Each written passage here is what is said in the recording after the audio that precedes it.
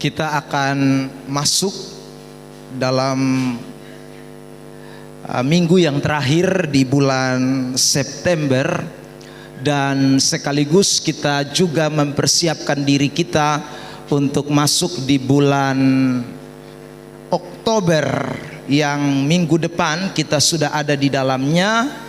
Dan seperti setiap tahunnya, saudara, menurut kalender gereja bahwa bulan Oktober itu adalah bulan keluarga, ya, bulan keluarga, sehingga di bulan Oktober itu tema khotbah atau hal-hal yang dibicarakan di dalam gereja itu seputaran tentang keluarga.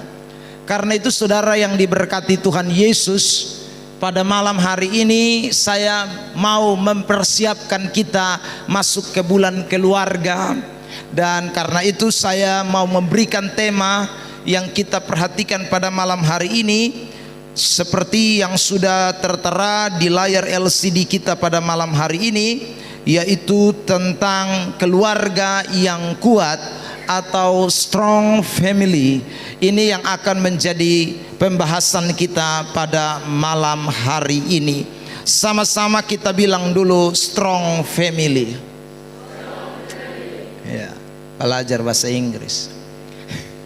Saudara yang diberkati Tuhan Yesus Kristus, strong family atau kekuatan keluarga atau keluarga yang kuat, itu lebih tepat, akan menjadi bahan pembicaraan kita pada kesempatan diberkati ini. Saudara, ketika kita berbicara tentang keluarga yang kuat, ini sangat berkaitan erat dengan kehidupan kekristenan, ya saudara, kehidupan kekristenan. Karena keluarga itu tidak bisa terlepas dari kehidupan kekristenan, dalam hal ini keluarga Kristen tentunya. Saudara, kalau kita memperhatikan di dalam Alkitab, misalnya di dalam ayat Matius pasal yang ke-18 ayat yang ke-20 dan 21 kalau saya tidak salah, di sana dikatakan bahwa 2-3 orang berkumpul di dalam namaku, maka aku ada di tengah-tengah mereka. 2-3 orang di sini berbicara tentang sebuah keluarga yang mana ada suami, ada istri, ada anak-anak. Saudara, 2-3 orang. Jadi komunitas terkecil ini Tuhan mau hadir lebih dulu di sana. Tuhan mau hadir di tengah-tengah keluarga. Ini berarti keluarga menjadi penting. Kalau kita memperhatikan juga di dalam kitab Kejadian, waktu Tuhan menciptakan langit dan bumi, setelah itu dia menciptakan manusia. Saudara, waktu dia menciptakan manusia, dalam Kejadian pasal 1 ayat yang ke-28, di sana dikatakan bahwa Allah berfirman, saudaraku, kepada manusia itu, bahwa manusia itu akan bertambah banyak. Saudara, mereka akan diberkati, mereka akan, saudaraku, menguasai, berkuasa atas burung-burung di udara dan bla bla bla bla, ya. Jadi bicara tentang keluarga adalah sesuatu yang sangat prinsipil di dalam Alkitab. Tadi saya katakan di awal, ini berkaitan erat dengan kehidupan kekristenan. Karena Allah menghadirkan keluarga untuk membangun relasi, membangun relationship, hubungan dengan Tuhan, itu adalah keluarga. Nah, pada malam hari ini kita akan belajar beberapa hal tentang keluarga yang kuat. Mengapa kita harus membangun keluarga yang kuat? Saya mau mendahului dengan pembacaan ayat di dalam 1 Timotius pasal yang kelima ayat 8. 1 Timotius pasal yang kelima ayat 8 sudah ada di layar LCD. Mari kita akan membaca ayat ini bersama-sama. 1 Timotius 5 ayat 8. 1, 2, 3. Tetapi jika ada seseorang yang tidak memeliharakan sanak saudaranya apalagi seisi rumahnya orang itu murtad dan lebih buruk dari orang yang tidak beriman.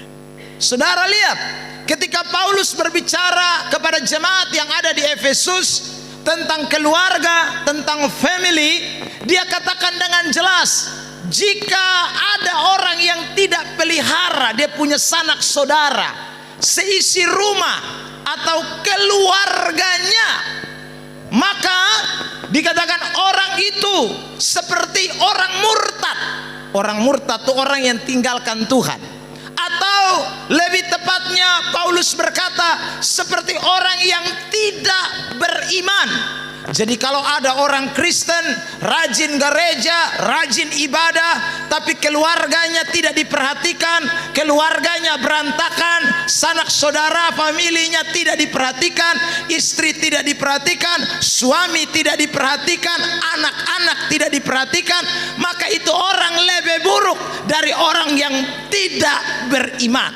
Ini saudaraku yang tadi saya tekankan. Ini berarti memang kehidupan keluarga atau kehidupan rumah tangga, kehidupan saudara-saudara, kehidupan saudaraku orang Kristen yang disebut dengan keluarga itu berkaitan erat dengan imannya atau dengan kehidupan kekristenannya.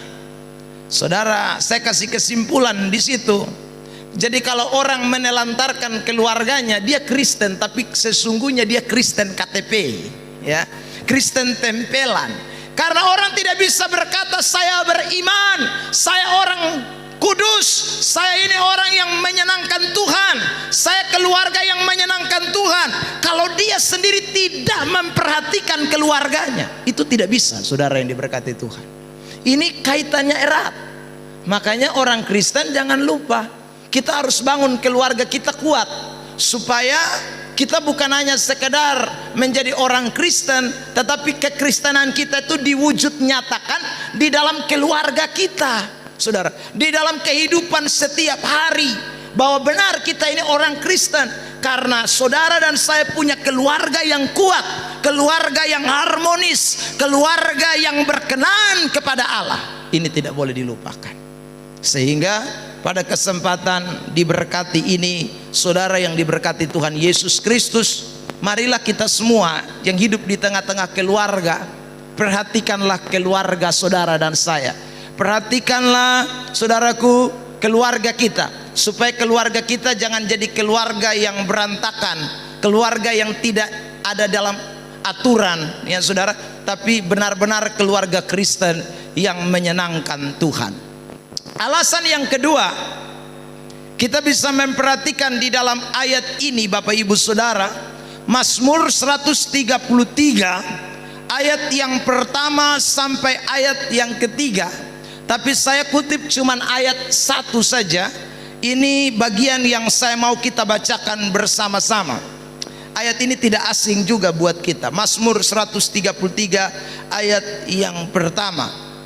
Mari 1, 2, 3. Nyanyian Siara Daud. Sungguh alangkah baiknya dan indahnya apabila saudara-saudara diam bersama dengan rukun.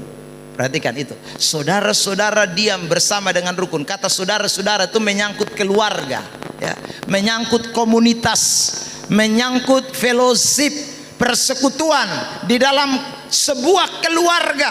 Dikatakan kalau rukun itu seperti alangkah baiknya dan indahnya. Lalu ayat yang kedua dan ayat yang ketiga menjelaskan secara terperinci baik dan indah itu seperti apa. Baik dan indah yang dimaksud di ayat 1 dikatakan di dalam ayat 2 itu seperti minyak dari atas kepala Harun meleleh ke janggut, ke leher jubahnya, saudaraku, seperti embun dari atas gunung Hermon mengalir ke bukit-bukit Sion. Demikianlah Tuhan memerintahkan berkat kehidupan untuk selama-lamanya. Ini artinya saudara, bahwa keluarga Kristen itu menjadi wadah, tempat di mana Allah mau mencurahkan berkat-Nya atas kehidupan keluarga. Karena itu keluarga mesti hidup di dalam kerukunan, keluarga mesti kuat, keluarga tidak boleh berantakan. Sebab kalau keluarga tidak harmonis, tidak rukun, tidak kuat, maka berkat Tuhan tidak bisa dicurahkan ke atas mereka. Karena Alkitab tidak pernah berkata bahwa Allahku akan mencurahkan berkat ke rumah tangga atau ke saudara-saudara yang tiap hari bakalai, tiap hari saudara bertengkar, tiap hari baku marah, tiap hari saudaraku apalagi ya balempar, tiap hari babunuh, tiap hari bamaki. Tidak ada. Ayat Alkitab cuman bilang Allah akan memberikan berkat ke atas rumah tangga saudara-saudara yang hidup rukun bersama. Maka Tuhan memerintahkan berkat kehidupan atas rumah tangga itu. Yang setuju katakan amin. Beri tepuk tangan terbaik buat Tuhan Yesus Kristus. Nah, inilah alasan yang kedua. Makanya orang Kristen harus membangun keluarga yang kuat supaya berkat Tuhan dicurahkan. Sebab kalau keluarga saudara tidak kuat, atau keluarga saudara dan saya tidak harmonis, keluarga kita tidak rukun, maka berkat Tuhan jauh. Ya saudara. Tapi Pak Pendeta, saya punya tetangga itu dong tiap hari bakalai, tapi dong keluar naik oto sedan Pak Pendeta. Ya saudara, Pak Pendeta, ya saya pun tetangga tuh tiap hari dong pung rumah tuh macam kayak kucing dan tikus. Ya saudara, laki buru istri, buru laki. Ya saudara, tapi Pak Pendeta, tiap hari dong pung hidup ini lebih baik dari kotong. Ya saudara, sabantar dong su jalan pisana pisini, sabantar dong su beli tiket naik pesawat. Saudaraku, apakah mereka itu saudaraku orang-orang yang diberkati Tuhan? Pertanyaannya, kalau diberkati maka ayat ini menjadi tidak betul saudara. Karena Alkitab hanya berkata bahwa Allahnya mencurahkan berkat ke atas rumah tangga atau saudara-saudara yang hidup rukun bersama saudara. Nah, kalau terjadi kasus-kasus yang demikian, saudara yang diberkati Tuhan, sadar dan ketahuilah bahwa berkat yang mereka alami itu hanya satu sisi, yang namanya berkat jasmani. Mereka tidak mengalami berkat rohani di dalam hidup mereka. Mereka tidak mengalami berkat yang lebih luar biasa. Mereka tidak mengalami berkat yang kekal. Ayat di dalam kitab Mazmur 133 ayat 2 dan ayat 3 tidak hanya bicara soal finansial, tidak hanya bicara soal duit, tidak hanya bicara soal harta, tidak hanya bicara soal naik pesawat, turun pesawat, tidak soal hanya ganti mobil, ganti saudaraku mobil lagi, bukan. Tapi berkat yang dimaksud kehidupan selama-lamanya, itu berarti kehidupan kekal. Jadi bukan hanya senang di dunia, tapi ada kepastian bahwa orang-orang yang hidup rukun, keluarga yang kuat di dalam Tuhan, mereka pasti akan menjadi ahli waris kerajaan Allah. Amin. Sabar, ganti mic. Cek.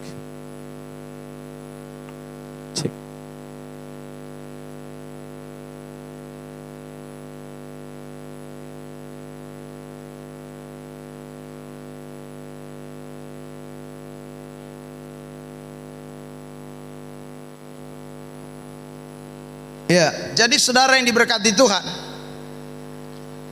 ini penting buat kehidupan kekristenan, sehingga kita betul-betul belajar untuk memperhatikan keluarga kita.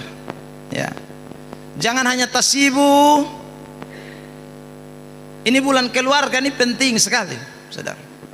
Karena apa ada bulan keluarga? Supaya orang Kristen kembali memperhatikan ini, ya. Orang percaya, anak-anak Tuhan bisa memperhatikan ini. Asu bagus, jangan otak-atik. Ini susun babunyi kiri kanan. Masuk babunyi lah. Saudara yang diberkati Tuhan, ini menjadi sesuatu yang penting bagi orang-orang Kristen, supaya kalau kita masuk di bulan keluarga kita mesti renungkan. Aduh, ini masuk bulan keluarga, ini bepung keluarga sekarang ada di posisi mana? Ya, bepung keluarga sekarang ada di posisi mana ini?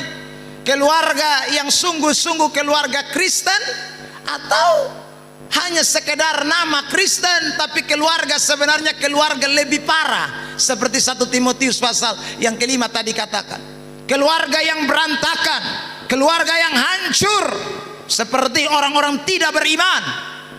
Atau yang kedua, kita mulai introspeksi diri hari-hari ini. Tuhan, saya selama ini nikmati berkat, tapi kok keluarga saya tidak harmonis ini. Berarti berkat-berkat yang saya nikmati ini berkat jasmani saja nih, berkat sementara, berkat yang sesungguhnya sedang hilang dari dalam keluarga saya. Saudara yang diberkati Tuhan. Nah, karena itu saya mau bicara bagian yang kedua pada malam hari ini, supaya di bulan keluarga ini kita mulai membangun kembali keluarga-keluarga Kristen kita supaya menjadi keluarga yang kuat. Nah, bagaimana supaya kita bisa membangun keluarga Kristen ini supaya menjadi keluarga yang kuat, sehingga keluarga kita itu menjadi representasi daripada hidup kekristenan kita. Keluarga kita itu menjadi wadah, tadi kita sudah belajar, tempat di mana Allah mencurahkan berkat-Nya atas kehidupan keluarga kita. Nah, malam ini kita akan membahasnya. Yang pertama, Bapak Ibu Saudara yang diberkati Tuhan, keluarga yang kuat adalah keluarga yang mengasihi Tuhan, ya. Keluarga yang kuat adalah keluarga yang mengasihi Tuhan, atau lebih tepatnya keluarga yang memprioritaskan Tuhan, keluarga yang mengutamakan Tuhan. Itu adalah keluarga yang kuat. Tanpa mengasihi Tuhan, tanpa menjadi orang Kristen yang mengutamakan Tuhan, tanpa memprioritaskan Tuhan, maka tidak mungkin keluarga itu bisa kuat. Saya mau kasih contoh satu keluarga yang terkenal, namanya Yosua. Di dalam kitab Yosua pasal yang ke-24. Sabar ya, sebentar, ini saya tunjukkan ini.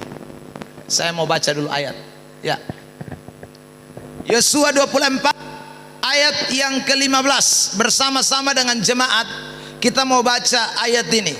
Yosua 24 ayat yang ke-15. Dalam hitungan ketiga, 1, 2, 3. Tetapi jika kamu anggap tidak baik untuk beribadah kepada Tuhan, pilihlah pada hari ini kepada siapa akan beribadah. Allah yang kepadanya nenek moyangmu beribadah di seberang sungai Efrat, atau Allah orang Amori yang negerinya kamu diami ini. Tetapi aku dan seisi rumahku, kami akan beribadah kepada Tuhan. Aku dan seisi rumahku, kami akan beribadah kepada Tuhan. Kenapa Yosua ngotot, atau Yosua pakai bahasa Kupang paksa diri supaya dia beda? Yang lain semua pilih ibadat di Allah orang Efrat, yang lain pilih Allah orang Amori. Dia bilang, saya dan seisi rumah tangga saya akan beribadah kepada Tuhan. Saudara yang diberkati Tuhan, kata Tuhan di sana itu ditulis dengan kata Yahweh atau YHWH. Itu nama yang sakral, itu nama satu-satunya Allah orang Israel. Nama yang tak bisa tertandingi, nama yang begitu kudus dan suci, itu Yahweh. Maka saudara yang diberkati Tuhan, waktu kita membaca ayat ini, Yosua itu sedang menempatkan Tuhan menjadi segalanya di dalam hidupnya. Yosua sedang menempatkan Tuhan menjadi yang prioritas. Dia mengasihi benar-benar Tuhan dibandingkan dengan yang lainnya. Tapi bukan hanya dia dan seisi rumahnya sama-sama mengasihi Tuhan. Saudara yang diberkati Tuhan, ini adalah contoh yang paling saudara luar biasa yang kita harus sama-sama lihat dan juga kita mau contek, kita mau copy untuk kita terapkan di dalam hidup kita sekalian. Bahwa meskipun di luaran sana, di sekitar kita ada begitu banyak keluarga-keluarga Kristen yang mungkin tidak mengutamakan Tuhan, yang tidak memprioritaskan Tuhan. Tapi baiklah kita berkata seperti Yosua berkata, aku dan seisi rumahku kami akan tetap beribadah kepada Tuhan Allah yang luar biasa itu. Amin saudara. Kenapa dia punya alasan yang kuat untuk beribadah kepada Tuhan? Saya mau tunjukkan saja satu ayat yang paralel. Saudara, ini keyakinan orang Israel ya. Ini keyakinan orang Israel yang dilukiskan dalam kitab Mazmur pasal 127. Ini orang Israel punya keyakinan. Ayat 1 dan ayat 2. Mari jemaat kita membaca ayat 1 dan ayat 2 dari kitab Mazmur 127. Sama-sama. 1, 2, 3. Nyanyian Siara Salomo.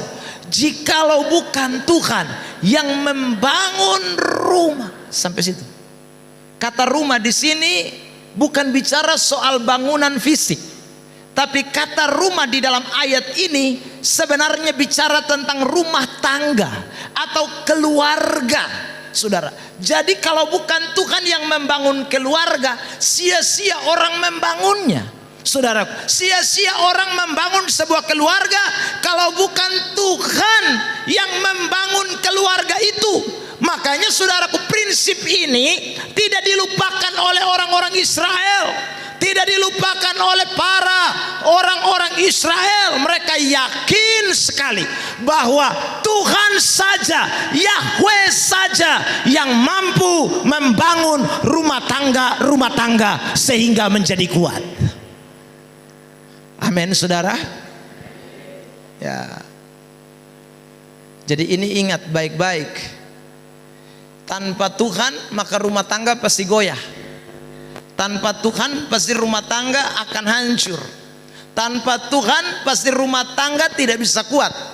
Saudara yang diberkati Tuhan, karena Tuhan yang bangun itu rumah tangga ya.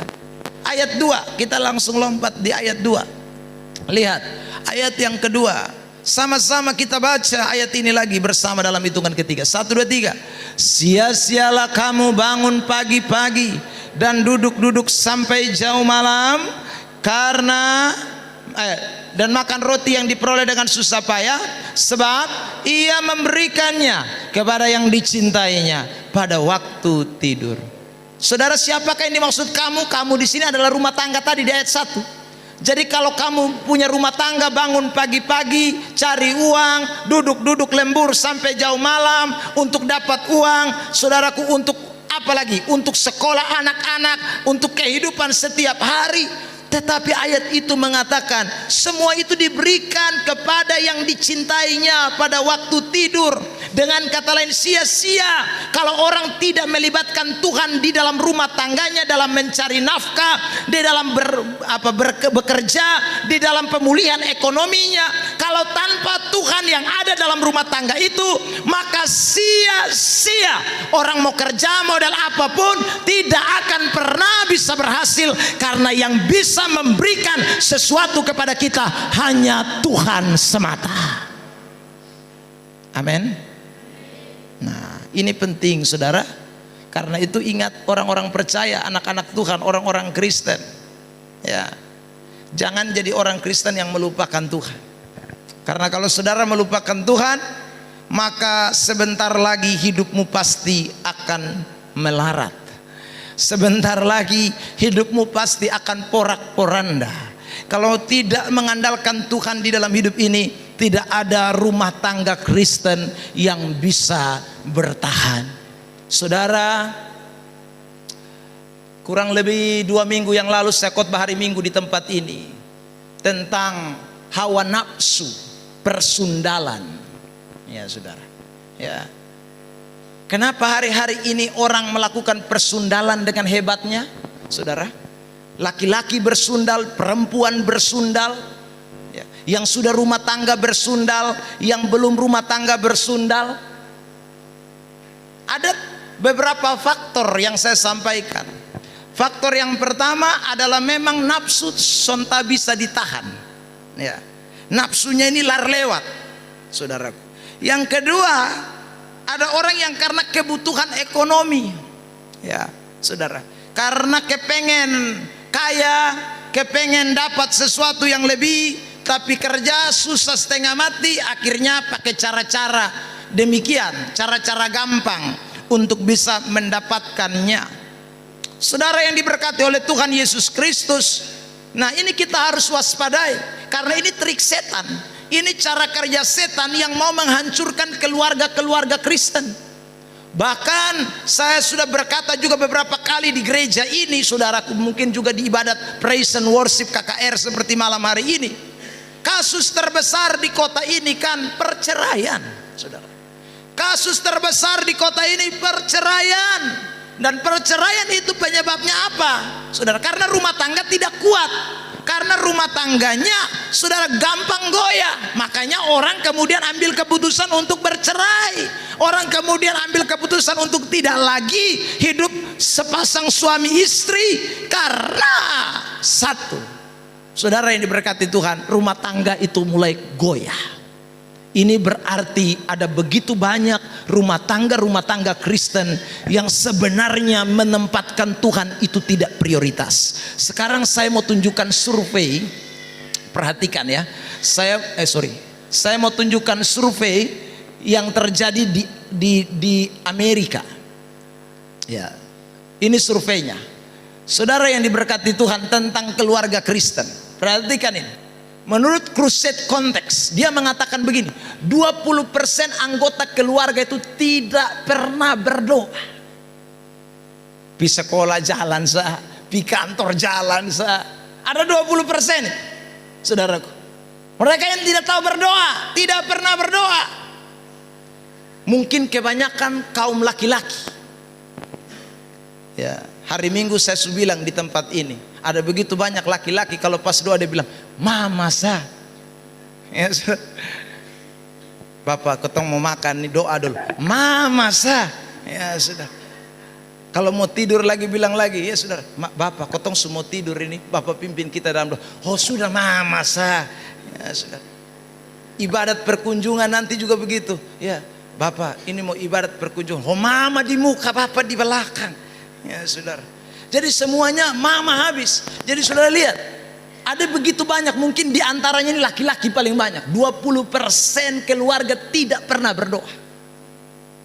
Makan juga tidak berdoa, jalan tidak berdoa, semua tidak berdoa. 25% tidak pernah baca Alkitab. Tidak pernah baca Alkitab. Cuma jadi Kristen doang, tapi Alkitab tidak pernah dibaca. Saudara, naik lagi. 30% tidak pernah gereja. Naik lagi, saudaraku. 40% tidak pernah kasih persembahan. Hanya hormat saja.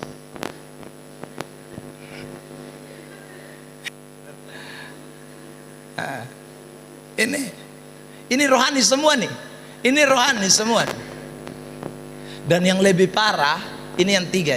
Yang lebih parah, ada 95% anggota keluarga Kristen yang tidak pernah bawa jiwa datang kepada Tuhan. Tidak bawa jiwa. Memang dia pergi gereja, tapi dia hanya bawa dia pun diri dari lahir sampai dia mati. Tidak pernah menangkan satu jiwa pun, tidak pernah. Ini bukan Kristen yang baik loh. Karena semua orang Kristen menerima amanat agung yang sama. Pergi dan jadikanlah semua bangsa muridku. Itu kata firman Allah. Jadi kalau Anda jadi Kristen tapi tidak pernah bawa satu jiwa pun, Aduh, apalagi saudara yang diberkati Tuhan jadi pendeta tapi tidak bawa satu jiwa pun. Itu bahaya sekali. Itu Kristen yang bukan Kristen sebenarnya. Orang Kristen itu wajib bawa jiwa datang kepada Tuhan. Amin. Amin. Tanya samping kiri kanan, lu sebuah jiwa datang pi Tuhan kau belum? Kalau belum mesti bawa. Kenapa? Karena banyak orang kalau ajak orang pi gereja dia malu. Ajak orang saudara yang diberkati Tuhan untuk ibadat dia malu. Ya, tapi kalau ajak kumpul keluarga dia tidak malu. Ajak pesta dia tidak malu. Ajak ke gereja dia malu. Padahal saudaraku ingat, orang Kristen harus bawa jiwa datang kepada Tuhan. Amin. Ini jangan lupa, ini nilainya besar sekali nih, 95% ini saudaraku. Jadi coba cek Anda nih ada di posisi mana nih? Ya saudara, wih Pak Pendeta saya di 20% tidak pernah berdoa. Atau 25% yang tidak baca Alkitab ini. Atau 30% yang tidak pernah ke gereja, muncul 1 tahun 1 kali. Atau 40% yang tidak pernah kasih persembahan. Saudara yang diberkati Tuhan, kita mesti sadar ini, berarti cinta kita kepada Tuhan itu tidak lagi jalan bagus. Kalau mengasihi kita tidak jalan lebih bagus, maka kita sedang ada dalam posisi yang tergoyah, gampang goyah, gampang runtuh. Karena saudaraku, kalau kita tidak mengasihi Tuhan, tidak mungkin kita kuat. Yang bisa buat Anda dan saya kuat hanya karena Tuhan yang bekerja di dalam setiap rumah tangga kita. Amin. Bukan uangmu, bukan harta, bukan saudara, bukan. Ya, itu bukan yang bikin kekuatan dalam rumah tangga, bukan. Justru itu bikin kehancuran di dalam rumah tangga.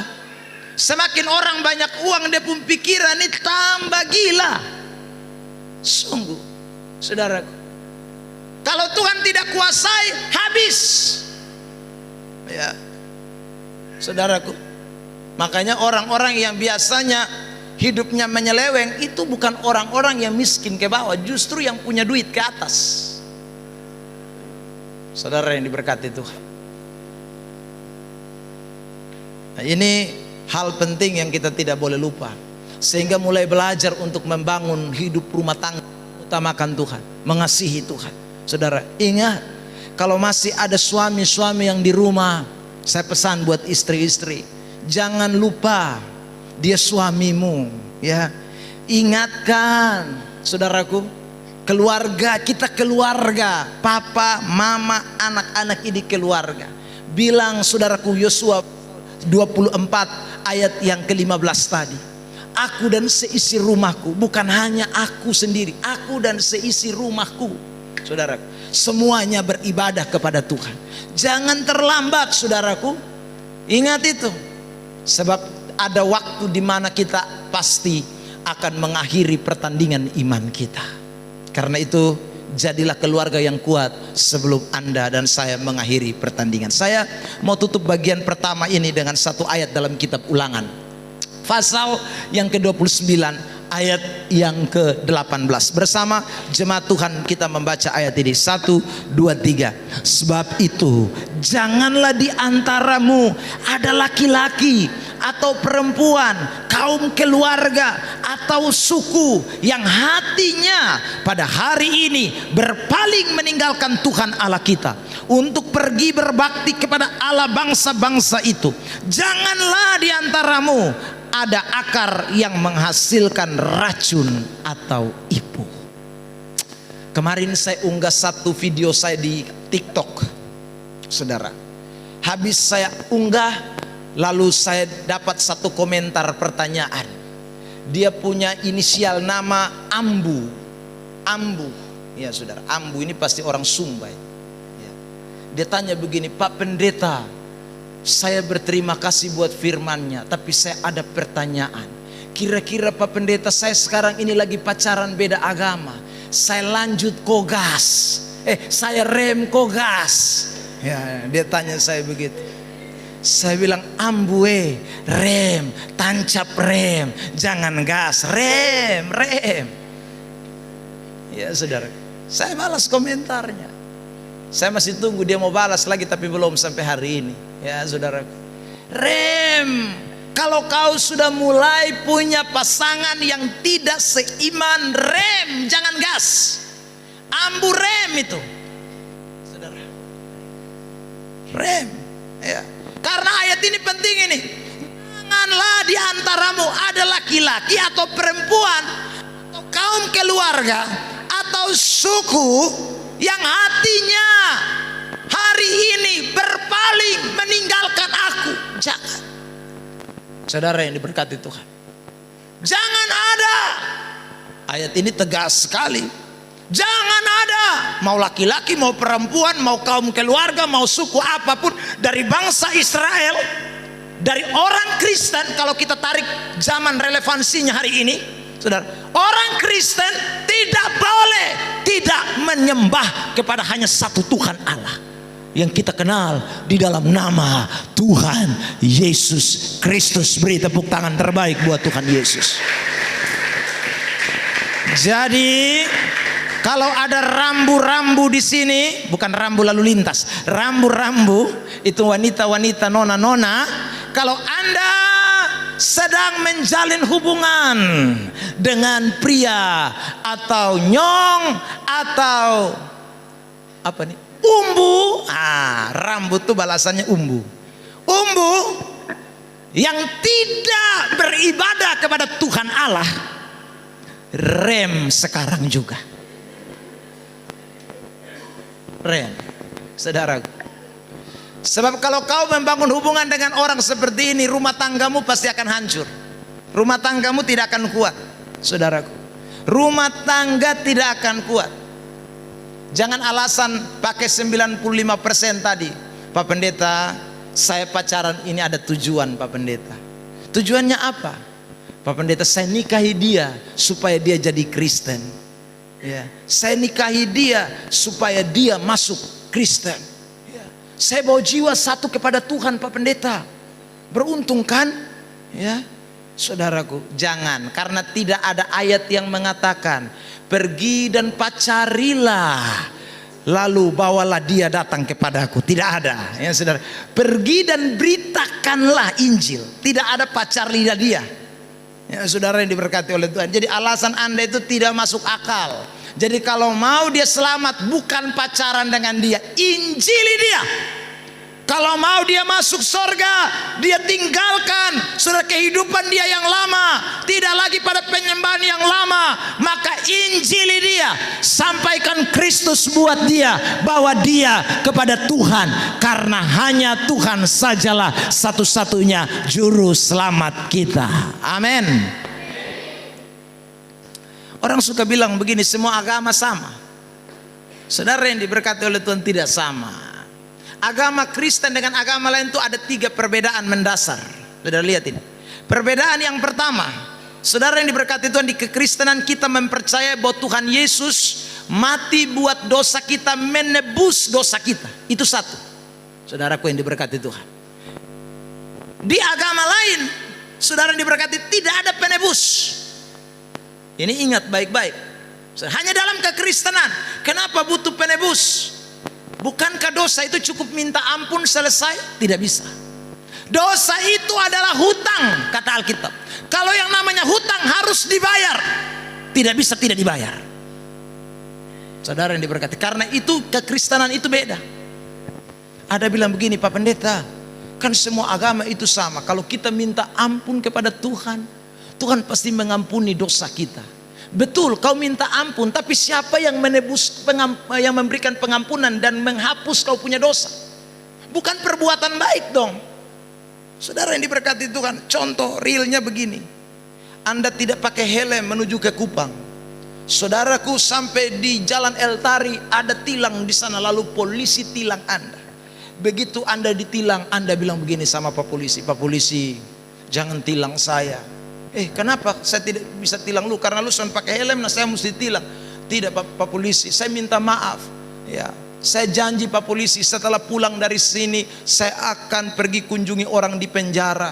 Setelah pulang dari sini saya akan melayani dengan sangat sukarela Pak Polisi. Pak Polisi, saya tidak akan bikin kejahatan-kejahatan. Saudaraku yang diberkati, kira-kira Pak Polisi bilang, oh baik, sudah kau pulang, sebab saya tidak tilang kau karena besok kau bikin baik semuanya. Tidak ada. Kesalahan harus dibayar dengan kesalahan, harus ditebus. Ya, kau harus ikut sidang, bayar di sidang, baru selesai.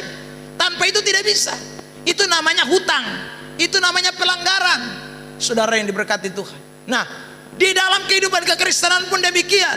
Kita semua ini orang berdosa, dan siapa yang mau tanggung dosa kita, perbuatan baik kita? Tidak bisa. Saudara yang diberkati Tuhan, perbuatan baik kita tidak bisa menghapus hukum dosa.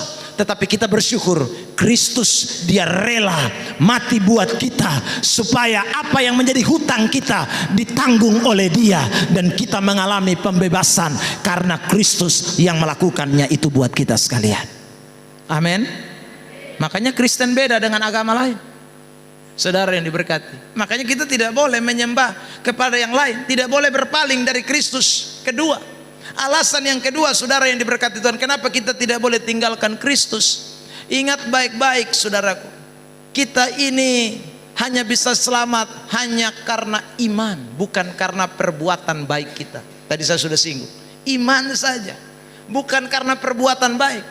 Sebab perbuatan baik tidak bisa tebus orang dari kesalahan. Contoh yang saya mau berikan begini, misalnya Anda utang 10.000, 10.000 terlalu kecil, 100.000 kepada saya, saudara yang diberkati Tuhan, ya. Lalu besok Anda datang, Anda bilang begini, Pak Pendeta, ya, 100.000 ini saya tidak bisa bayar Pak Pendeta, ya. Tapi karena mana? Kalau begitu, Pak Pendeta minta ampunlah, lain kali saya tidak akan bikin lagi yang sama. Ya, saudara yang diberkati Tuhan, saya bilang begini, ya, pergilah dan jangan berbuat dosa lagi. Saudara yang diberkati Tuhan, kira-kira Anda pergi lalu Anda tidak berbuat lagi atau masih berbuat lagi? Pertanyaannya, pasti buat lagi. Manusia ini tidak ada orang yang sempurna, saudara yang diberkati Tuhan, ya. Hari ini saudara yang diberkati Tuhan, kita bikin kesalahan, minta ampun, besok bikin lagi, lusa bikin lagi. Sekalipun kita bikin kebaikan, nanti ada lagi kesalahan. Kesalahan ini tidak pernah habis-habisnya. Karena itu saudara yang diberkati Tuhan, kita tidak bisa membawa perbuatan baik kita untuk datang dan kemudian mengatakan kepada Tuhan, Tuhan saya punya banyak perbuatan baik. Tidak ada. Hampir seluruh bagian dari hidup kita adalah kesalahan, kesalahan, kesalahan, saudara. Tetapi kita bersyukur Tuhan tidak memperhitungkan kesalahan kita yang banyak, tetapi dikatakan dengan jelas saudaraku, bahwa dia telah menanggung semua kesalahan kita. Bahkan sejauh timur dari barat dia melempar semua kesalahan kita. Ini berarti saudara, Tuhan terima kita apa adanya. Iman menyelamatkan kita bukan karena apa-apa, karena tidak ada satu manusia pun yang bisa buat baik. Tapi Tuhan mau kita diterima apa adanya hanya karena iman. Amin. Dan itu hanya Yesus yang mau terima saudara. Di luar sana tidak ada yang mau terima saudara apa adanya. Hanya Yesus yang mau terima saudara dan saya apa adanya. Karena itu hari ini saudara jangan lupa, saya mau tekankan kenapa kita harus mengutamakan Tuhan. Karena Tuhan tidak bisa tergantikan dengan apapun. Tuhan tidak bisa tergantikan dengan apapun. Jadi kalau ada orang yang lupa Tuhan, itu sangat, minta maaf saya pakai kata ini, bodoh mau mati, ya. Karena tidak ada orang yang saudara, oknum yang sebanding dengan Tuhan Allah. Tidak ada, tidak ada. Tapi orang bisa lupakan Tuhan begitu gampang. Orang bisa mengabaikan Tuhan begitu gampang. Kasihan saudaraku, mereka tidak sadar bahwa mereka sedang dibutakan oleh ilah zaman ini. Seperti yang terjadi dalam kasus tadi kita membaca dalam kitab Yosua pasal 24. Jadilah Yosua yang berkata, sekali lagi, tidak ada yang bisa menggantikan posisi Tuhan. Aku dan seisi rumahku akan beribadah hanya kepada Tuhan saja. Amin. Kedua, keluarga yang kuat, saudara yang diberkati Tuhan Yesus, itu apabila keluarga yang kuat itu apabila, lanjut,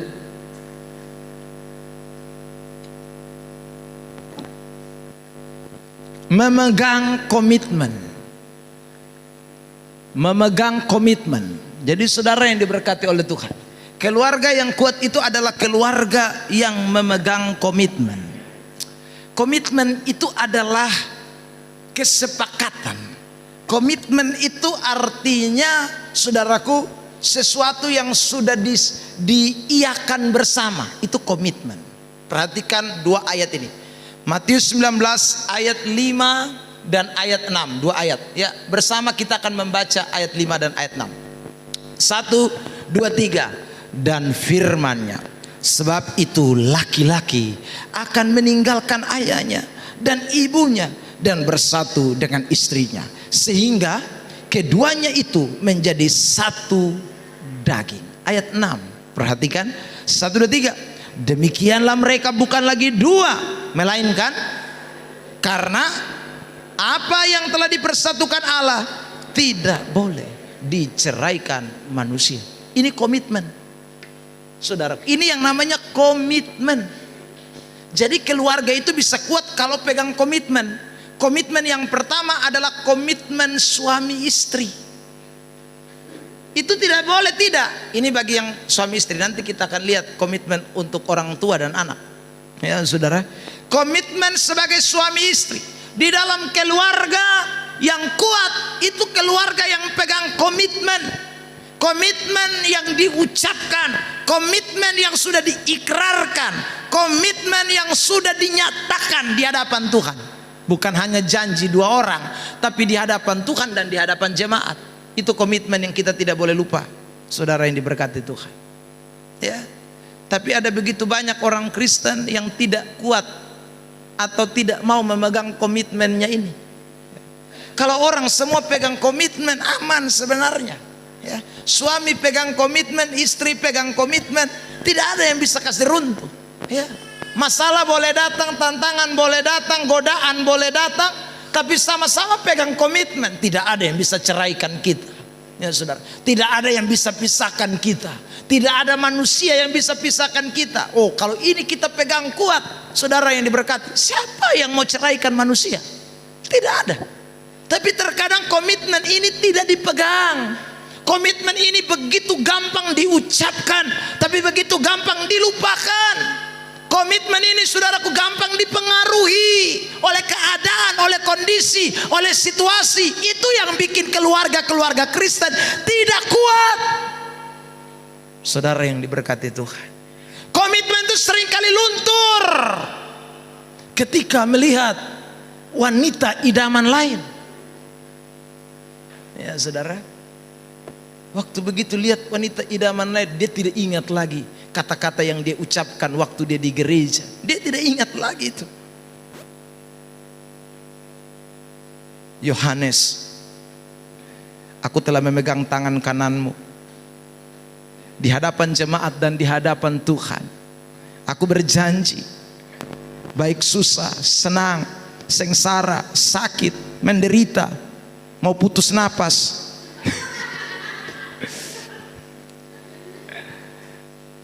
tidak ada yang bisa pisahkan kita kecuali hanya maut saja.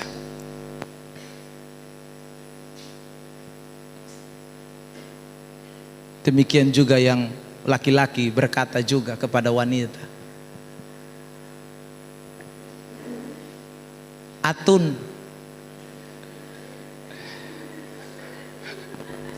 wanita yang aku pegang tangan kanannya di hadapan Tuhan dan di hadapan jemaat, aku berjanji, baik dalam keadaan susah, senang, penderitaan, ya, sakit penyakit, beras habis, uang tak ada pun, aku tetap setia, kecuali hanya maut yang memisahkan. Ya, tak saudara? Itu harus lu ingat itu. Jangan beras habis lu lupa komitmen. Ingat, saudara, jangan. Ketika dalam keadaan susah kau lupa komitmen, sudah lu pisah. Betusan bisa lain, Biar kau dengan laki-laki lain saja, cari yang kaya lah. Aku miskin. Hei, jangan bodoh. Itu komitmen. Amin. Itu komitmen, jangan lupa.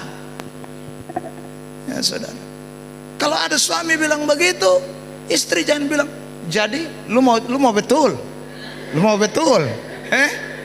dia juga tantang. Ya saudara, lu mau betul, lu pikir beta begini mak sen laku lai, lu jangan pikir. Ini parah. Jangan, komitmen. Kalau laki mulai gila, istri jangan iko gila. Amin. Ya. Kalau laki mulai sana komitmen, istri mesti komitmen. Pak, aku tidak bisa, Pak. Aku ingat dulu waktu seloyor panjang, Bapak. Aku ingat dan aku menatap wajahmu. Begitu aku menatap, aku teringat. Ya, saudara, kasih tahu dia. Saudara. Iya. Jangan kita lalu kemudian ikut-ikutan tidak berkomitmen. Ya saudaraku. Karena dia yang digoda oleh dunia, maka saudara tidak boleh. Paling tidak begitu. Harus ada satu yang bertahan dong. Ya. Kalau sama-sama tidak bertahan, komitmen hancur. Rumah tangga jadi tidak kuat. Saudara yang diberkati Tuhan, ingat, karena iblis itu suka memang masuk di tengah-tengah kehidupan keluarga. Iblis itu mau menghancurkan kehidupan keluarga karena dia tahu waktu keluarga hancur. Anda ingat tadi ayat yang awal saya katakan, 1 Timotius pasal 5. Anda jadi orang Kristen murtad. Begitu keluargamu hancur, kau jadi murtad. Kau seperti orang tidak beriman. Makanya iblis rongrong dari dalam keluarga. Dia hancurkan keluarga lebih dulu. Makanya kita jangan menyerah dong. Saudara yang diberkati Tuhan, jangan mau. Ya. Atau kalau ada istri yang foe, suami jangan, suami mulai redam. Ya saudara, mulai redam. Ya karena ada istri juga yang bisa digoda oleh keadaan dunia. Memang nikah dan lu ini percuma. Itu hari beta memang salah. Berpikir lupung tampang nih doi banyak, ternyata care. Ya saudara, kalau dia begitu, Anda yang laki jangan bilang lu baru kaget, baru lihat begitu luar kaget, makanya lu kena tipu tuh bodoh. Jangan. Ya saudara, Anda jangan. Ya saudara yang diberkati Tuhan, yang laki mesti lebih tenang. Ya saudara, ya itu mesti ada keseimbangan. Komitmen ini mesti dijaga. Dan bukan hanya dijaga oleh satu sisi, wanita jaga, laki sone, atau laki jaga, wanita sone bisa, mesti dua-dua jaga. Nah, ini komitmen ini mesti sama-sama jaga. Kalau tidak bisa, rumah tangga pasti akan hancur. Saudara, rumah tangga pasti akan berantakan. Apalagi kalau dua-duanya sama-sama panas, sama-sama mendidih, waduh, enggak bisa, hancur. Saudara yang diberkati Tuhan Yesus Kristus, makanya Anda dan saya mesti selalu ingat ini ayat ini ya, Maleaki. Perhatikan, saudara yang diberkati Tuhan. Ya, kita perhatikan ini, Maleaki pasal yang ke-2 ayat 16. Bersama jemaat kita baca ayat ini. 1, 2, 3. Sebab aku membenci perceraian, firman Tuhan. Allah Israel juga orang yang menutupi pakaiannya dengan kekerasan, firman Tuhan semesta alam.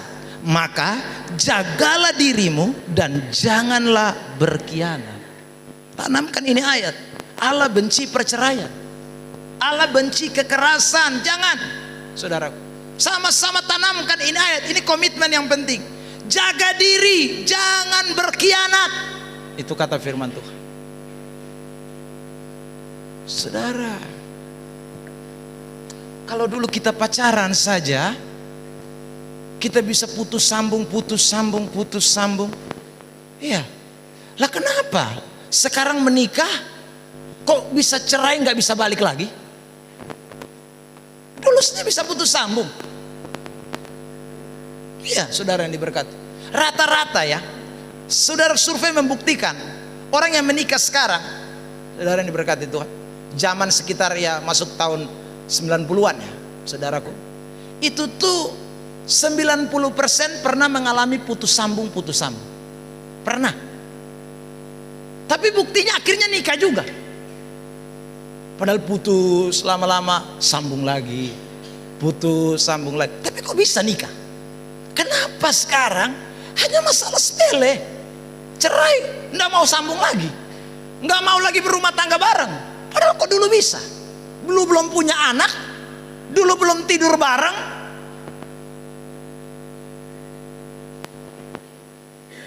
Sekarang Anda sudah menikmati, kenapa tidak bisa membangun kembali? Saudara yang diberkati Tuhan, baru kemarin ada seorang anak muda. Saya juga kaget, ya. Saya dapat undangannya, bukan di sini, bukan di Bolok, di Kupang sana, saudara. Saya lihat foto, saya bilang, ini kan dia pun pacar lama nih, yang saudaraku mempermalukan bahkan dia pun keluarga. Tapi kemarin saya dengar cerita, ini keluarga datang bawa diri, padahal langsung putus, ya orang anggap susah mungkin lah. Ini bukan hanya dong dua sama salah, keluarga juga salah. Tapi ketika mereka akur kembali, saudara, lalu mereka dua pertemukan dong dua pun keluarga, omong bye-bye dengan kerendahan hati, akhirnya dong dua bisa nikah. Padahal ini yang tadinya saudara keluarga dan keluarga itu subak les, bukan hanya dong dua sah, subak les parah. Tapi saudara bisa lihat, kok bisa nikah? Dan ini kasus yang banyak, bukan hanya ini satu, terlalu banyak orang-orang model begini. Tapi yang saya heran, kenapa kok rumah tangga saudaraku sudah bisa sekian lama nggak bisa balik lagi? Anda dan saya sebenarnya lupa komitmen. Di pacaran tidak ada komitmen, saudara. Di nikah ada komitmen. Di pernikahan ada komitmen, dan kita tidak boleh lupa itu. Karena itu ingatlah baik-baik, saudara yang diberkati Tuhan. Komitmen ini tidak boleh dilupakan. Pegang baik-baik ini para suami-suami dan istri-istri, ya, supaya rumah tanggamu tetap kuat. Sebab barang siapa yang mau untuk menghancurkan rumah tangganya, ayat ini mengatakan, mari kita baca ya. Amsal pasal yang ke-11 ayat 26. Perhatikan ini, sama-sama kita baca. 1, 2, 3. Siapa yang mengacaukan rumah tangganya akan menangkap angin. Orang bodoh akan menjadi budak orang bijak. Siapa yang mengacaukan rumah tangganya, saudara lihat, dia akan jadi orang yang menangkap angin. Maksudnya apa? Saudaraku, artinya orang kalau rumah tangga sudah kacau, hidupnya juga kacau. Apa saja yang kau usaha tidak akan pernah jadi berhasil. Tidak ada. Bahkan kau akan jadi budak, diperbudak. Orang yang selingkuh dong tuh, dong soalnya sadar dong tuh bodoh, dong diperbudak.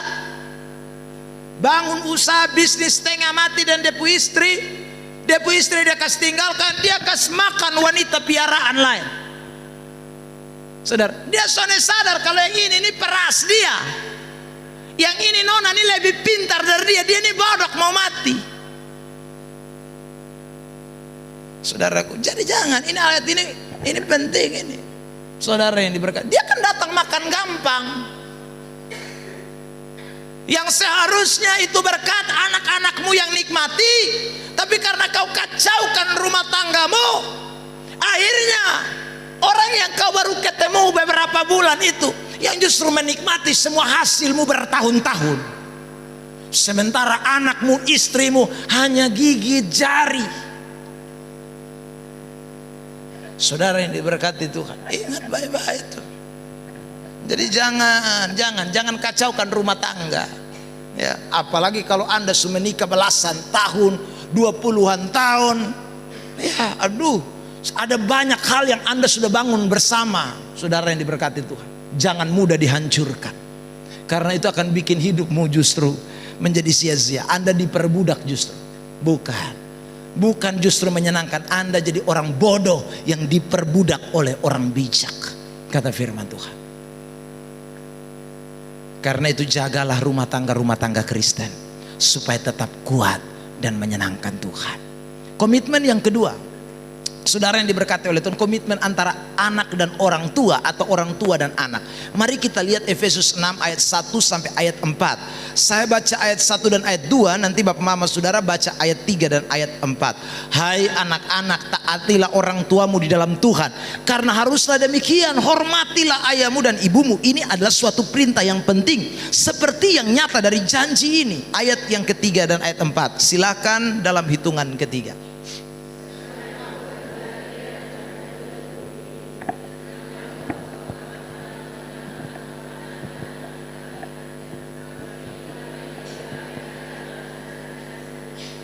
Saudara lihat itu. Ini komitmen yang kita tidak boleh lupakan. Sebagai anak-anak, sebagai orang tua, kita mesti ingat, hubungan ini mesti dijaga. Bapak-bapak jangan bangkitkan emosi anak-anak, amarah anak-anak, bikin kebencian di dalam hati anak-anak. Tidak boleh. Saudara yang diberkati Tuhan, ini bukan berarti kita tidak boleh didik anak-anak. Ini beda. Yang dimaksud dengan menaruh kebencian atau amarah di dalam hati anak-anak adalah kita bikin sesuatu yang sebenarnya tidak betul, ya. Bikin anak kepahitan. Lihat bapak pun tingkah laku, lihat mama pun tingkah laku, anak stres. Ini yang namanya broken home, broken heart, saudaraku. Tapi sebagai anak-anak saya juga mau sampaikan, ini meskipun firman Tuhan omong, tapi Anda sebagai anak-anak rohani, orang-orang Kristen, Anda mesti jaga supaya jangan sampai ada kepahitan di dalam hatimu mengenai orang tuamu. Jangan, ya saudara, ya. Harus jaga komitmen ini. Sekalipun bapak kadang-kadang tidak bisa menjadi contoh dan teladan. Ada tuh, saudaraku, ada anak yang kepahitan lihat bapaknya karena tiap hari pukul injak depu mama. Oh, dia sakit hati, saudara kuliah. Ini yang namanya ayat Alkitab tadi bilang, bangkitkan amarah di dalam hati anak-anak. Ada anak-anak yang jengkel kepada mamanya. Kenapa? Karena mamanya memperlakukan bapaknya tidak seperti suami. Tidak.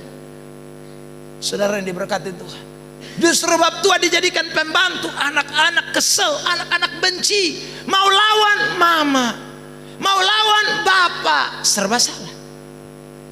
Ini komitmen yang kita tidak boleh lupa. Jadi orang Kristen tidak boleh tuh, didik anak boleh, tapi jangan bikin hal-hal yang kemudian anak-anak jadinya tidak lihat kita sebagai contoh dan teladan. Susah. Ya, ya saudara yang diberkati Tuhan. Kenapa ada anak-anak yang suka bilang begini, saya tidak ajar kepada anak-anak, tapi saya mau kasih contoh supaya orang tua kita mesti hati-hati. Ada anak-anak yang bilang begini sama dia mama bilang begini sama dia anak, ingat orang tua omong tuh lu dengar. Tapi dia pun suami omong, ini mam tua tidak pernah dengar di depan anak-anak. Suaminya bicara, mama tuh Analia, bagaimana anak mau tunduk di lu kalau lu pun kelakuan sama model kayak begini? Saudara yang diberkati, ini salah nih ya. Jadi kita mesti kasih contoh buat anak-anak. Anak-anak lihat mama bapak omong sama mama dengar, berarti beta nih mesti dengar kalau mama dan bapak omong, saudara, karena dia lihat ada patron, ada contoh di depannya. Saudara yang diberkati oleh Tuhan, ingat itu, orang tua juga demikian. Ya, jaga komitmen kita dengan anak-anak kita, nasihati dia, didik dia di dalam Tuhan. Ya, saudara, anak-anak hormati orang tuamu supaya lanjut umurmu, kata firman Tuhan. Ini komitmen, ini komitmen kita. Jaga sama-sama, suami istri, orang tua anak, anak orang tua, mesti jaga ini komitmen. Kalau ini komitmen dijaga, rumah tangga jadi aman, rumah tangga kuat, rumah tangga harmonis, rumah tangga diberkati oleh Tuhan. Ya. Tapi kalau ada satu tidak jaga komitmen, selesai. Saudara ini berkati Tuhan. 3, tutup. Yang terakhir, Saudara yang diberkati, keluarga akan kuat jikalau dibangun dengan hikmat dan pengertian. Ya.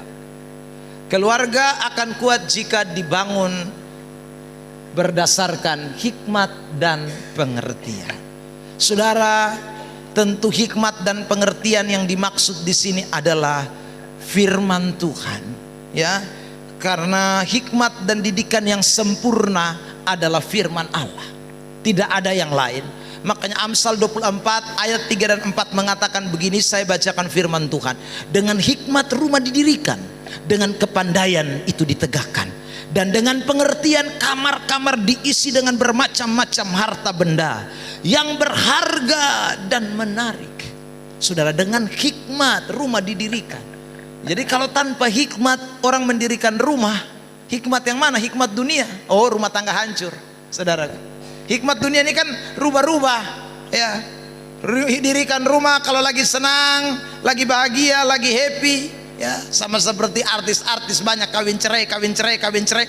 Karena mereka mendirikan rumah mereka bukan berdasarkan hikmat Tuhan, hikmat dunia yang mereka pakai.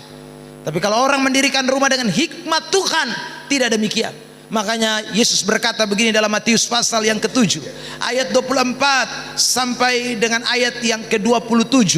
Tapi kita akan membaca saja ayat 24 dan 25. Dua ayat ini kita baca bersama-sama dalam hitungan yang ketiga. 1, 2, 3. Setiap orang yang mendengar perkataanku ini dan melakukannya, ia sama dengan orang yang bijaksana yang mendirikan rumahnya di atas batu. Kemudian turunlah hujan dan datanglah banjir, lalu angin melanda rumah itu, tetapi rumah itu tidak rubuh sebab didirikan di atas batu. Kalau kita punya rumah tangga didirikan di atas batu, itu berarti rumah tangga yang menaruh hikmat firman Allah menjadi fondasinya. Dirikanlah rumah tangga kita dengan fondasi firman Tuhan, saudara, firman Allah. Jadi kalau firman Tuhan omong apa, itu ikuti, itu kebenaran, jangan bikin lain. Sebab kalau rumah tangga didirikan tidak di atas kebenaran, runtuh. Ayat 26, 27 nanti pulang baru baca. Seperti rumah yang didirikan di atas pasir. Tapi kalau didirikan di atas hikmat, pengertian, firman Allah, rumah itu pasti akan kuat. Di tengah badai sekalipun kita akan bertahan sampai Tuhan Yesus datang. Beri tepuk tangan terbaik buat Tuhan Yesus. Kesimpulan buat kita pada malam hari ini. Kita tutup kesimpulan pada malam hari ini. Sama-sama kita baca kesimpulan ini. 1, 2, 3. Jadilah keluarga Kristen yang kuat, yaitu keluarga yang mengasihi Tuhan, keluarga yang berpegang pada komitmen, dan keluarga yang memiliki hikmat. Tuhan berkati kita sekalian. Mari saya undang pemain musik maju ke depan dan kita akan syukuri firman Tuhan pada malam hari ini. Haleluya, terima kasih Tuhan.